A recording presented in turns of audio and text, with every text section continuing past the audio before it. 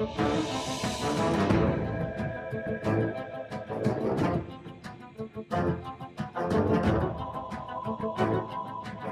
दुनिया तीसरे विश्व युद्ध की दहलीज पर खड़ी है? करनाल पहुंचे योग गुरु स्वामी रामदेव ने आज अंतर्राष्ट्रीय हालात और देश में जारी गैस किल्लत पर बेबाक टिप्पणी की है।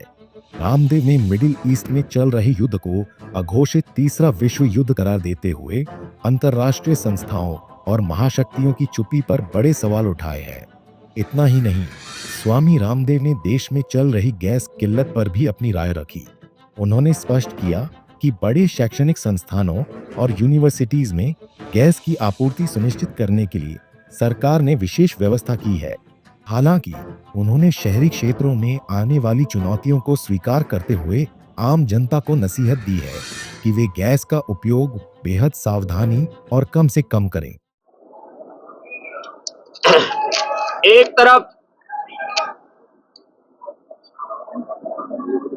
अमेरिका, इजराइल जहां पर बम बरसा रहा है, तो उसके प्रतिकार के रूप में जो ईरान बैलिस्टिक मिसाइल और बम फोड़ रहा है, इससे मिडिल ईस्ट से लेकर के पूरी दुनिया में एक तरह से अघोषित तीसरे विश्व युद्ध का प्रारंभ हो चुका है।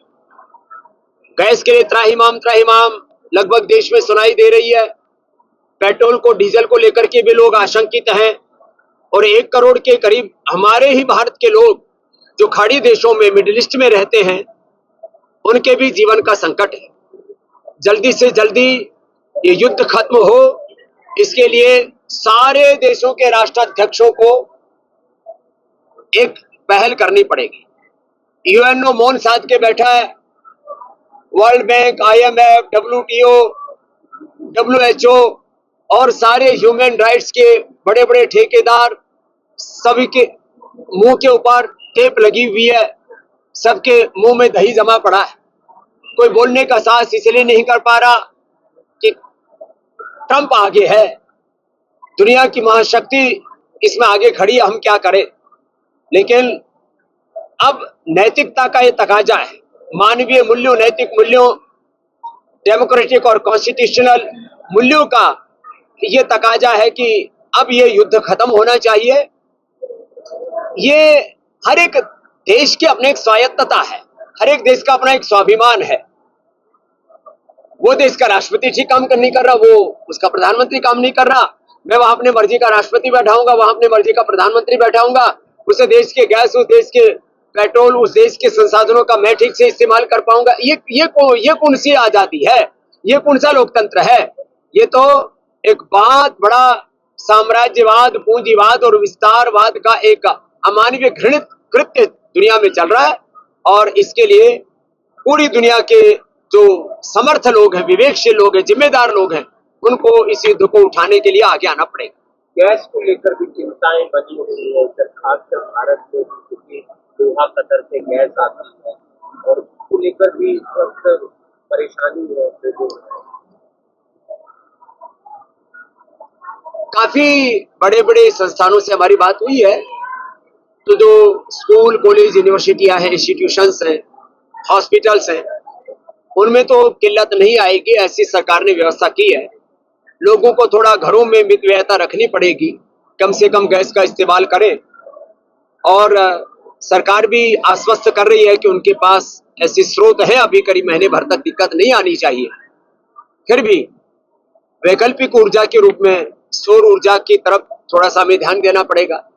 गांव में जो पहले चूल्हे जलते थे उपलों से, गोसों से और जो जंगल की, पेड़ की टूटी हुई लकड़ियों से, हमने तो सरसों के धांसे बोलते हैं, सरसों के डंठल जो होते हैं, उन्हीं से ही चूल्हा जला करके रोटी पका करके खाई हुई है। इसलिए भारत के गांव में तो कोई संकट आ नहीं आ सकता। शहर वालों को थोड़ी सी मितव्ययता बरतनी पड़ेगी, थोड़ा सा गैस और तमाम तरह की मोटरसाइकिल, गाड़ियों आदि के संसाधनों के उपयोग जितने न्यूनतम हो सके, अपरिग्रह को थोड़ा अपनाना पड़ेगा। ईरान ने कहा है कि हम क्या तो हमारे जो जहाज है उनको आने दिया जाएगा। भारत तो और ईरान का, क्योंकि वो आर्यन देश है और भारत आर्यवर्त देश है, तो ईरान वाले अपने आप को आर्यन देश ही मानते हैं आज भी। और उनका भारत के साथ मैत्री भाव रहा है, तो भारत को लेकर के निश्चित रूप से ईरान ढील देगा, क्योंकि भारत में खोमनाई के प्रति, ईरान के प्रति पहले भी हमदर्दी थी, आज भी हमदर्दी है। और ईरान के बाद सबसे ज्यादा शिया किसी देश में रहते हैं तो वो भी भारत देश है। और मैं आश्वस्त हूं कि भारत और ईरान के संबंध तो खराब नहीं हो। फिलहाल बाबा रामदेव ने आश्वासन दिया कि गांवों में गैस की समस्या का कोई बड़ा असर नहीं पड़ेगा, लेकिन शहरों में लोगों को सतर्क रहने की जरूरत है। करनाल से bureau report, Punjab Kesari TV. हमसे जुड़े रहने के लिए हमारे YouTube चैनल को सब्सक्राइब करें और नई वीडियो की नोटिफिकेशन के लिए बेल आइकॉन को दबाएं। अगर आप ये वीडियो Facebook पर देख रहे हैं तो लाइक जरूर करें और ज्यादा से ज्यादा शेयर करें। धन्यवाद।